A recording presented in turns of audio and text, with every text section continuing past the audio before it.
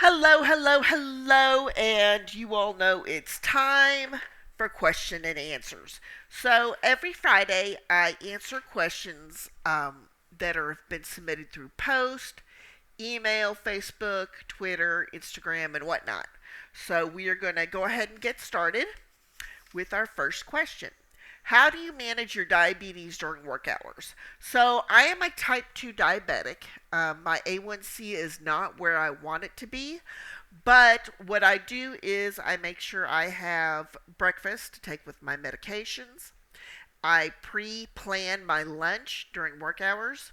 So, some of my work hours, like for live ops, I'll give myself an hour break. So, I may work 3 to 4 hours in the morning, break for an hour, then 3 to 4 hours in the afternoon.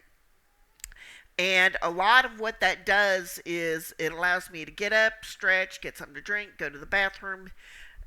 Usually, lunch is soup and crackers, or a salad, or a sandwich of some kind, or some fresh fruit.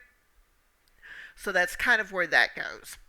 Now, if you are like a type 1 diabetic, insulin dependent, that of course can vary. What software do you use for your videos? So I am pretty low tech, as you all know. You see the back of my room, you see how we do the questions and all that other stuff. So what I use is I have a Nexigo webcam with a ring light on, which is right up here. I use Filmora Wondershare as my video editor. I use the paid version. For my thumbnails and video presentations where you see the slides, I use Canva and I use a paid subscription for that. I use TubeBuddy in case my thumbnails are over the limit for YouTube. You can use TubeBuddy to create those thumbnails. And that's pretty much it. So that was a kind of basic answer. Is it more important to get more money or better benefits? That depends on how much more money it is and how good the benefits are.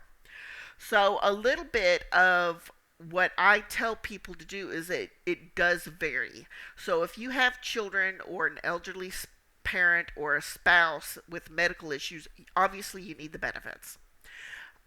Like me, I'm kind of juggling my benefit options right now with live ops. I do get that flexible schedule, which is what I need. Um, I need that more than I need the more money. I make sure that I make enough money to pay the bills and have some left over. And as far as the benefits, it's kind of, it really depends. If you're pregnant, of course, go for the benefits. But if you're getting something like 5, 6, 7 extra dollars an hour on top of what you're currently making, then that can definitely factor in to whether or not you want that more money. But there's more to it than simply work life culture. There's growth. You want to be with a company where you can grow into it. If you start off on phones and you find phones aren't what you want, you can always reach out to your team lead and supervisor and say, hey, do you have chat openings coming in? Remember, it is easier to be part of a company and move departments than it is to get your foot in the door sometimes. Give some time management tips. Okay, so your first time management tips is to prepare breakfast and lunch the night before. So, for example, I do like a lot of oatmeal for my breakfast, and I do grow strawberries. So when my strawberries are ripened, I wash them off, cut them up, and put them in the oatmeal. I also dehydrate bananas for a snack. I dehydrate croutons, which are delicious. If I'm not really wanting anything to eat, or if I want a salad, sometimes I put the croutons in tomato soup. So that works out pretty good. Another time management skill is to be rested. Listen, if you need to go to bed at 10, 9 o'clock, 10 o'clock, to have enough rest, do that. For example, I am not necessarily a morning person. I do need a couple cups of coffee. I need to get up, stretch, make the bed, put makeup on if I'm going to be on camera, do my hair, and I take a bath the night before. and just kind of get yourself prepared. After that second cup of coffee, I feel a little more ready for the day, but I know I need to get up 45 to an hour earlier before my start time. A lot of your time management skills is if you have children, if you can put your child in a playpen if they're a toddler and give them some snacks, a sippy cup, a book, some YouTube to watch, something like that, that takes time too. How often should you post videos on a new channel? So it does take some time for YouTube to pick up the algorithm with you. I always tell people if you post 3 times a week for 3 months, that'll give you a good idea. Some videos may take off a lot, and then others not so much. So you can kind of see what sort of audience that you're getting after the end of 3 months. Now, some people, within a week or two, they're like halfway through to monetization and things like that, and more power to them. But slow and steady does win the race. And you need to be active in your community. So, for example, my community here on YouTube is work from home people who are involved in live ops, people who do work from home budgeting. So that's kind of my community. And I'm active in that community. So I watch other videos. And what I do is I watch the video and I'm like, what did I like about the video? What would I change about that video? And I take those lessons, bring them around to my channel, and I'm like, well, I'm going to try this.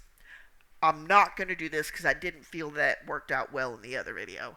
So you constantly are learning, and you should be active. You should sit there and not drop the link to your channel, not that. But you should be active in your community. Say, hey, budgeting baddies. I really like that video. I like the way you did your envelopes and your savings challenges. Where did you get those from? Start being a little more active and whatnot. So that's kind of what that is. Okay, our next question. Tell us about your jewelry candles. So I like to get, and I do this with the rings, jackpot candles. Now they've gotten more expensive. When I was buying from them, the candles were $15 and some odd cents, so about 16. And each candle, you picked out your ring size, and as you burned the candle, you would have this ring with a code around it. And you go to the website and enter the code, and it'll tell you how much the value of the ring is. The rings are usually around $15 to $50. The most expensive ring I got was $45, but most of them were around $15 to $30. So we'll do 2 last questions. Okay, what is your YouTube journey? So I started YouTube a couple years ago, and I was in a totally different niche.